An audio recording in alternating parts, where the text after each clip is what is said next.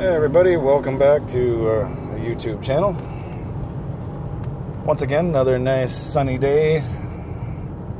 Today we're in a Mercedes.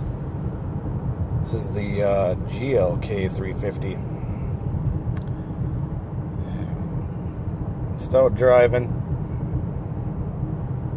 seeing how this thing responds, and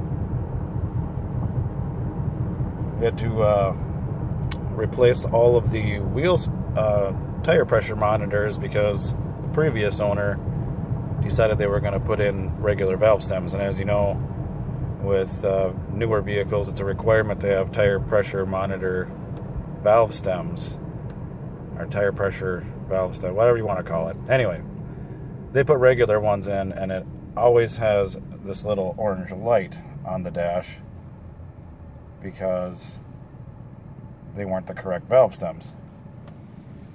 So we put new ones in. Now we're out relearning the system.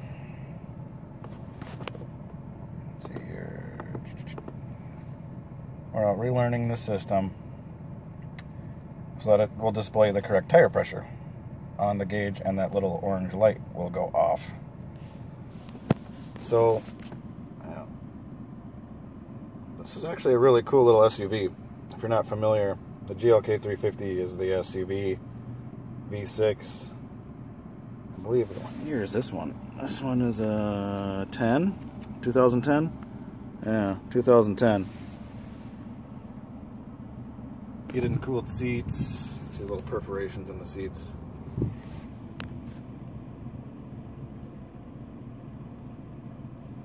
Still an American manufacturer fanboy. I'm still a Chevy fanboy. But I can't lie, this Mercedes is pretty freaking sweet.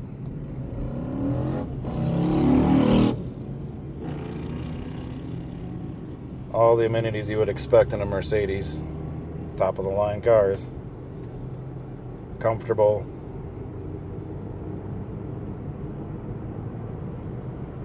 Peppy. Nice body lines. Actually, very responsive steering for an SUV. Kind of threw me off there for a minute. You barely touch the steering wheel, and this thing will turn with ease. You would kind of expect out of an SUV a real heavy steering wheel. This has actually got a really responsive steering system. The throttle, as I'm driving, I notice is really touchy as well. You know, it's not heavy where you got to put a lot of weight into the accelerator to get it moving. This one actually very responsive.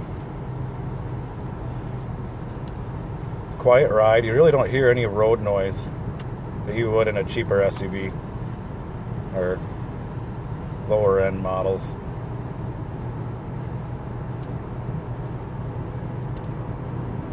Definitely nothing really cheap about this thing. I mean, I will say that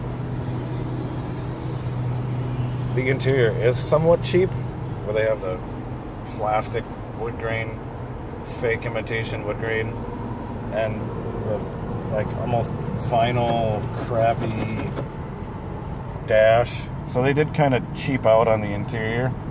They tried to make it look somewhat luxurious, but it is pretty cheap actually.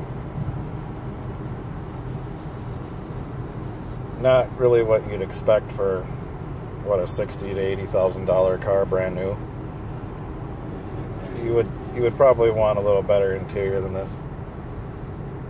Not really a fan of the tan and black and then the ugly fake brown wood grain. I'd prefer something, you know, black and gray, or something with different trim maybe. But the exterior is black.